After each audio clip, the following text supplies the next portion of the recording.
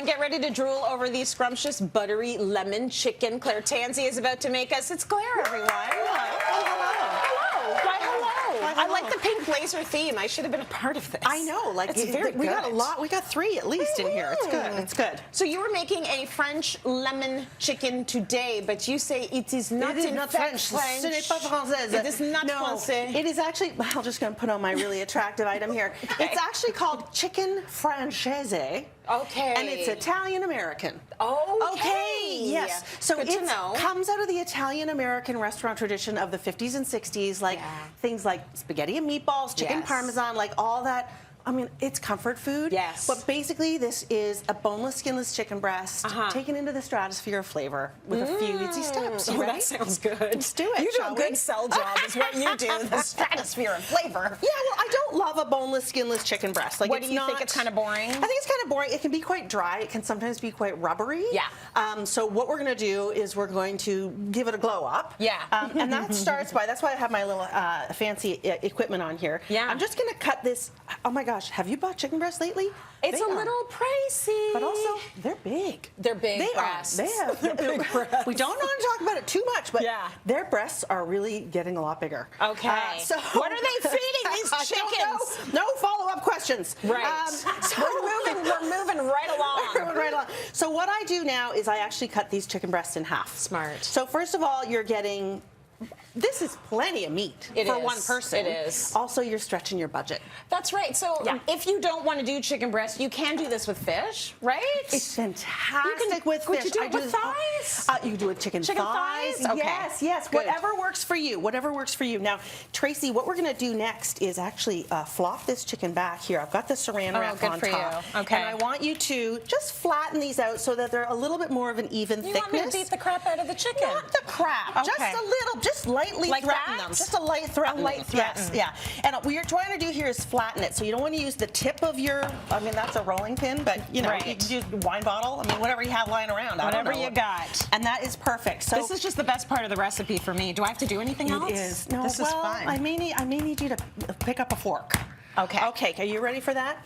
Okay, so this is how we are going to make sure that the chicken stays nice and moist. We're going to give it a light little breading, a light little coating, but it's not going to make it heavy or too dense or anything. Okay. Just a little bit of all-purpose flour. And hey, if you can't have flour, you need to be gluten-free. Yeah. You can use all-purpose blend in there instead. Yeah, and that's just a little bit of it. A lot of options with this recipe, which is great. So you can make it gluten-free. You can make it not chicken breast. You can, you know, do what you need to do. But also, you can just keep it simple. Yes. And do chicken, because I know a lot of people, a lot of my students, they love the boneless, skinless chicken breast, but they're like, Claire, how do I make sure that it doesn't get so dry and boring without, you know, spending 17 hours in the kitchen? Totally. So once you have a little bit of flour, then it goes into the egg mixture. I like how you do the dredging, because you never get your fingers dirty, or is that just for TV? It's just for TV. Okay, got it. At home, I'm like, and then you got to be like to your kid, I'm a monster. And my kid's like, oh, that again. Oh, that trick again, Mom.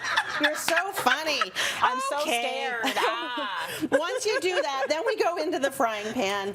And look at, speaking of doing something for TV, this is pretty magical. Yes. This is how we get this beautiful and golden. Look at that. Isn't that beautiful? And that is very lightly breaded. Yeah, it's not, and there's no breadcrumb. Like, there's not a ton of heaviness there. Okay, let's get these guys out of here just temporarily. Yeah. Just temporarily.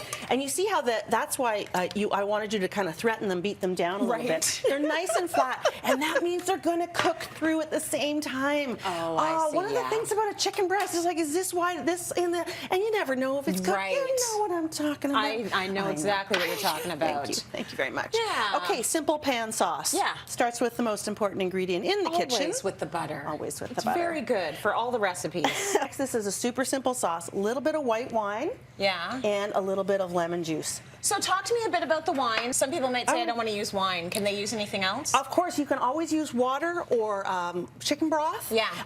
But the thing is, and this is why wine is good, there are certain flavor compounds that only are kind of activated in alcohol. Right. So, of course, you can skip it. That's fine. But it's just a little bit, and it does provide a ton of flavor. Got it. Okay, good to know. So there, butter, white wine. Doesn't that smell good? Some capers go in there, and then I'm going to take some chicken broth and put it in there. And this is going to cook for about 5 minutes. Beautiful. Going to reduce, going to pop these beauties right back in there. Oh, look at you. What a good assistant I'm a good little you sous are. chef. You would laugh at my fingers covered in flour, joke, I would so wouldn't you? run around with you. Oh my God, I'm so scared of the monster chicken I fingers. know. Thanks, Trace. Yeah. Thanks, man. I would do it. So what you see here is, this is going to reduce a little bit, but this Yeah. is now you're going to have sauce. And for me, comfort food, Sauce is good. it's got to have sauce on That's it, right? right. It's all about sauciness. And when you have all that sauce in there, you could add, Tracy, would you like to choose some lovely cooked pasta? Yes. Or some nice toasted baguette? Yes. Or you could do both. Well done, my Yes. darling. So you throw your pasta in there, and then you have this beautiful plate. Oh, you throw the pasta in there and it all cooks together. You does. smart I girl. know. Well, it's pre-cooked. The pasta's pre-cooked. Okay, very nice. Yeah. And then you've also thrown in a veggie. Carrots. So Guys, talk to me about carrots, the much maligned carrots. everybody forgets about the carrot. They're just It's sitting there. delicious. It's local. It's sweet. It's Yeah. versatile. This is honey butter, braised and glazed carrots. Nice. A little bit of honey, a little bit of butter. Yeah. 10 minutes, and they are delicious. They're cheap. They're Yeah. local. They're fun. They're flavorful. Like, lean into the carrot. It's That's okay. right. It's all right. And there's a bag of them sitting in your crisper right now, begging to be Saying, used. "Love me. right? Please love me. Saying, love Just me. love me." Claire, thank you so much. You can find both these recipes on cityline.tv.